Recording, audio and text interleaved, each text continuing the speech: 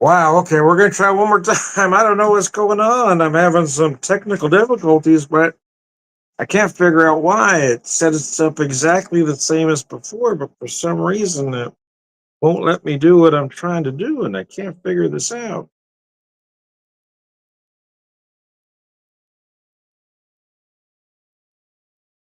Try again. All right.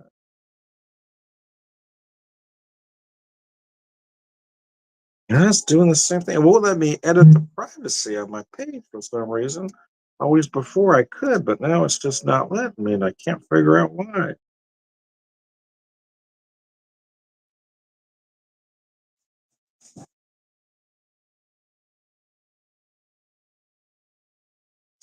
Hmm. Weird, man. I can't figure it out.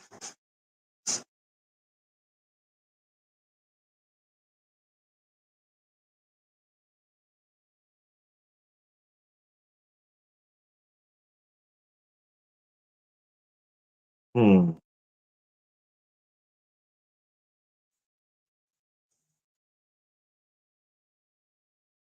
Don't know if there's something privacy changed on my page for some reason. I don't know what's going on.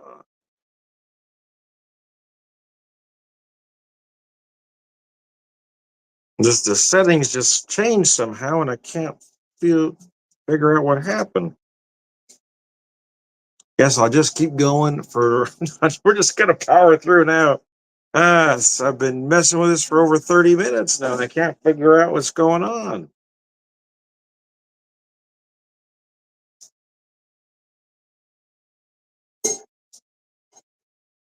Hmm.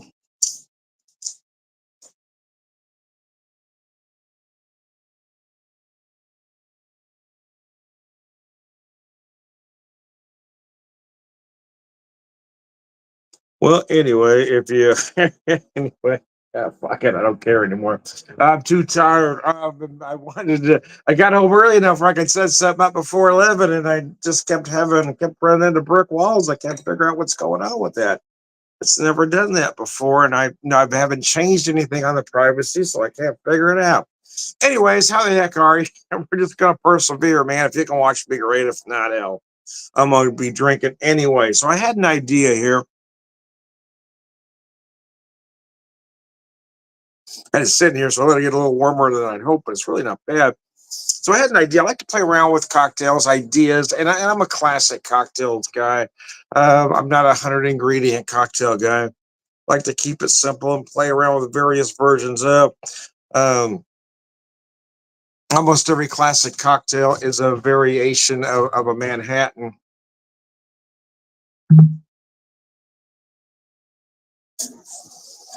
So I've had this one for a while. So I thought I'd try to do something with it. It is an American malt whiskey. It's a collaboration of Boulevard and Foundry Distilling.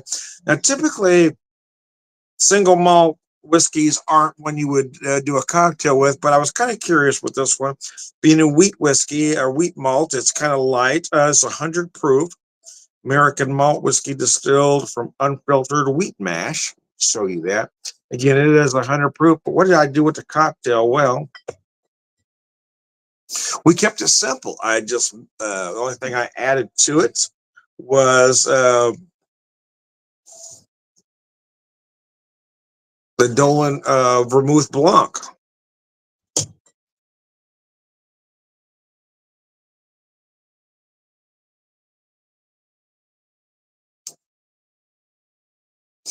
And I thought about putting some bitters in, but then I decided just to let it go as is. It's nice. And the reason I tried this or was curious about it was it is a rather warm, humid night here in the Ozarks.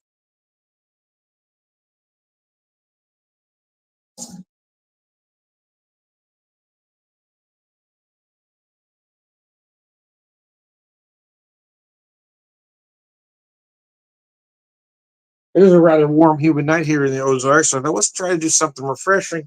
But I didn't want to do anything that I have been doing, or how do I say this right? I didn't want to do just the usual something. Thought about doing a martini, but I really wanted to stick with whiskey. So that was kind of the idea with sort of a whiskey martini kind of cocktail.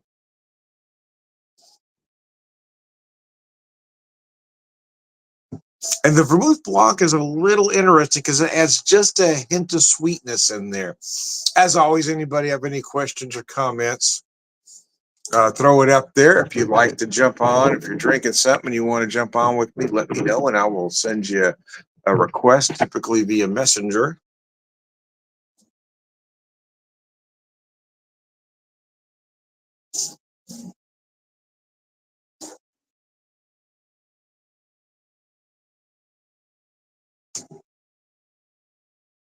My feet locked up. That's what my feet locked up down here. I'm trying to look here. Anyways, I digress. We're just gonna drink and see what the hell happens from here. Man, that was crazy. This is an interesting whiskey. Like I said, I've had it for almost a year now, so I really need to work through it. But and I've been drinking it mostly neat. But I thought, wow, it's a kind of that wheat mash is a little bit different. Add just a little bit of that Vermouth Blanc and see what we got here, and it's not bad, man. And I kind of like to tinker with stuff. I like to tinker with the classics, man. Mercy. I made a lot of cocktails tonight. It was quite a day at work. Made a lot of cocktails. Went through went through a lot of stuff. Uh, let's see if I've got there's a Jason here. Warm here in the Pacific Northwest. Yeah, I think we've been getting your weather, man. We've been rainy as hell.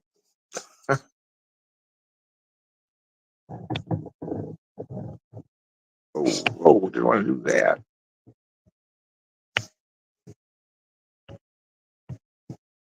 I'm trying to post your comment there, Jason. There we go.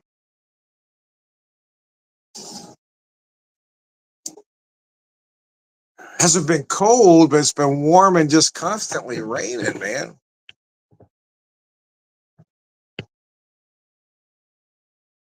Oh, shoot. There we go. I have trouble with everything. Seems like it's like an update happened, but I was unaware of it. Everything's a little different. I can't figure out what the problem is. Anyway, I'll feel better after I get this drink down, I think. Everything, it'll be all right, huh? Oh, mercy. But I'm tired. That was part of it. I'm so exhausted that it might be a simple fix. I'm just not where I can think of it at this moment in time. Body hurts and I'm just exhausted after an 11-hour shift. 10-hour shift. I was exaggerating. Oh, this is interesting though. I wish I'd have had it when it was a little colder, but but nevertheless, we persevere.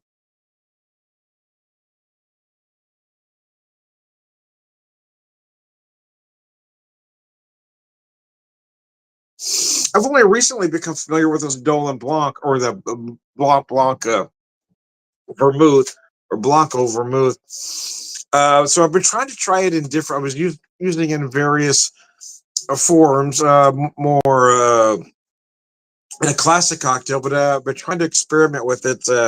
Again, it's the first time I've tried it in whiskey, and I kind of like what it's doing here. It adds just that little bit of.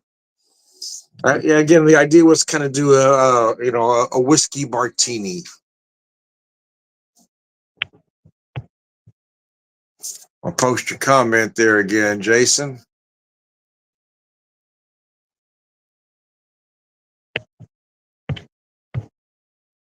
It's warm in the Pacific Northwest. There's another comment there. There we go.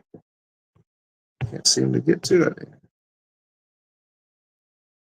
Rain is good for the lawn and garden. So we've been getting a lot. We're past that here. I mean, it's all mud and nasty at this point.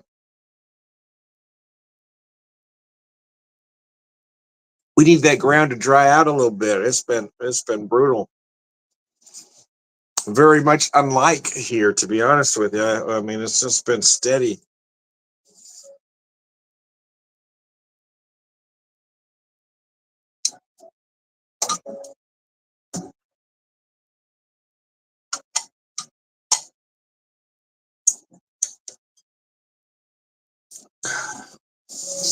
Yeah, I got this beer ready to go because I thought I was ready, and things just kept happening, man. So this is a beer a friend gave me from Distill Brewing. Their Deadhead Imperial IPA, West Coast style.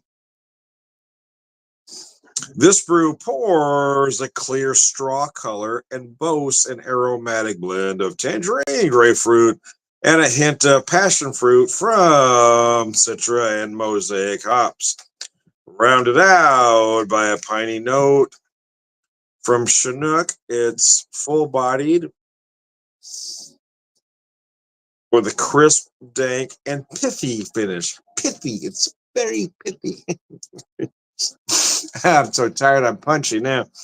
Pithy fit. Anyway, it's 9% even. So let's knock her back and see what happens. No, oh wow, the aromatics are very nice on this. A lot of big orange right away. I was picking up, but you might pick up some tropical fruit. For me, I'm getting some stone fruit in there as well.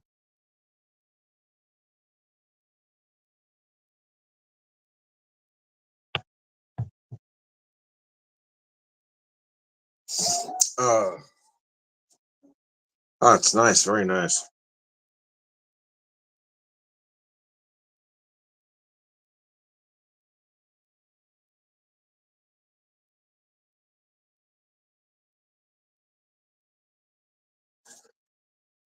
Oh yeah.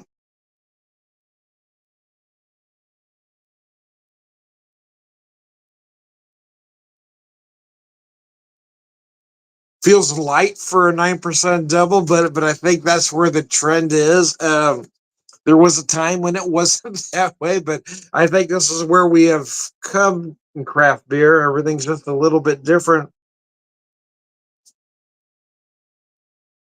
Here are those worried about the future of craft beer, and probably rightly so. But here's the thing: there's been folks, there's been these chicken little crying the sky is falling for well, damn near 2 decades now. The bubble's gonna burst. The bubble's gonna burst. Well, the truth is, there is no bubble. There is no bursting. There's just things changing. It really is that simple. And those of us that have been with the craft brewery since the late '80s into the '90s, we've seen it ebb and flow. We've seen breweries pop up. We've seen breweries by the farm, and that's just the way it is. Now, will there be a time when we go from, for instance, Springfield, Missouri now has 11 breweries? Is there going to be a time where we only have 5? Well, that's possible, because there was a time when we only had one. So I just feel like people are worrying about nothing.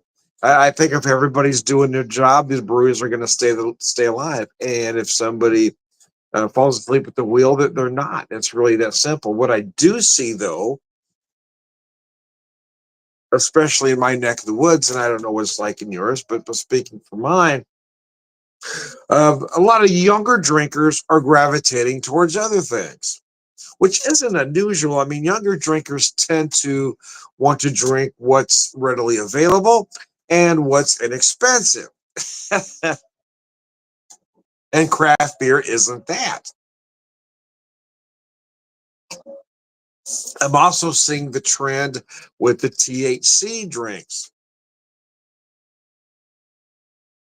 And it may be that a lot of these 20 somethings that are drinking those things now may gravitate towards craft beer in their 30s.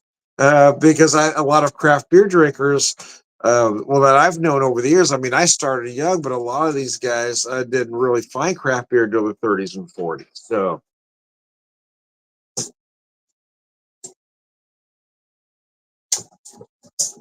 I don't think it's going to go away. I don't think there's a bubble that's going to burst. I think there's just a natural evolution to things, right? There was a time when, I mean, I said there's a time when there was only one craft brewery in town, but there was a time when there was absolutely none, and that period lasted for a great long time until there was one, and then there was two, and now we have 11. So do I foresee a time where maybe there's only 4 or 5 or 6? Yeah, in all honesty, I do.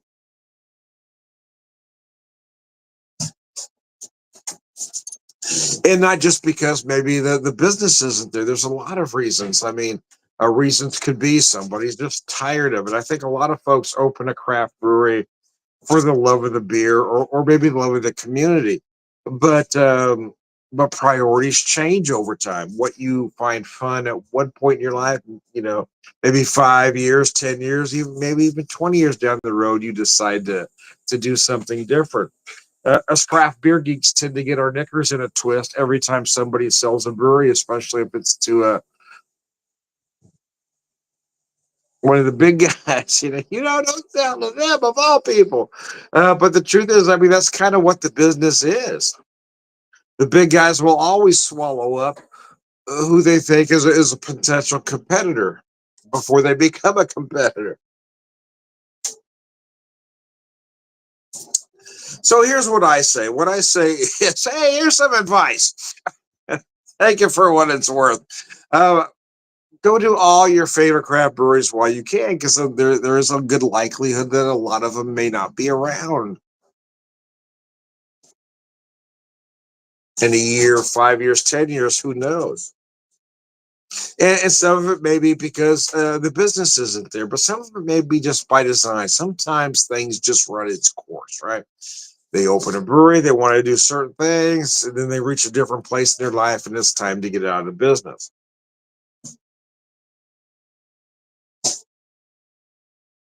But there are a lot of markets that are saturated, and there's no way to get around that. So if you've got a market that's got 25, 30 breweries, yeah, probably at some point you're going to get down to 12, 15. Things are going to get cut. It's just the way it is. Unless folks start drinking a different way, and I don't know that's going to happen. For those of us old guys that are in craft beer, we're in it because, well, that's what was there. We wanted beer, we liked beer, we wanted better beer. But I don't know that the younger drinkers coming up are looking for that at all. Again, I'm seeing a big market for THC drinks. I'm anticipating a lot of whatever. I don't know if you call them breweries, but I'm anticipating a lot of spots like that opening up where you have places brewing that or whatever the hell they however that shit is made. Hell, I don't know. I don't know if they brew it. I don't know if they use a magic wand. I don't know what the hell they do with it. Anyways, I don't care. But the point is, yeah, I foresee places like that popping up because that's what the kids are drinking. I'm looking for THC bars popping up.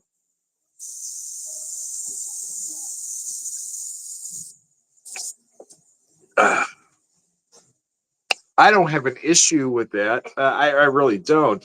Um, it's just not for me, right? There are times I don't mind the after effects of those products, but they're really not what I'm looking for. Because when I drink it, it becomes a ritual, right? It's not just about getting to that buzz. It's not even about just mellowing out or easing the pain. It's about that ritual, picking that right. For me tonight, for instance, I am tired, I am beat, and I was in a significant amount of pain when I got home. But I just didn't grab the first thing I saw, start chugging. I said, what kind of cocktail? I had to go through that thought process. What am I looking for? What do I want to achieve? And once I decided on the cocktail, then I had to find the right whiskey. Then I had to do this, that, and the other. And then it was picking the right beer for the moment. So for me, there's just a lot that goes into that, finding the right thing. And THC products don't do that for me.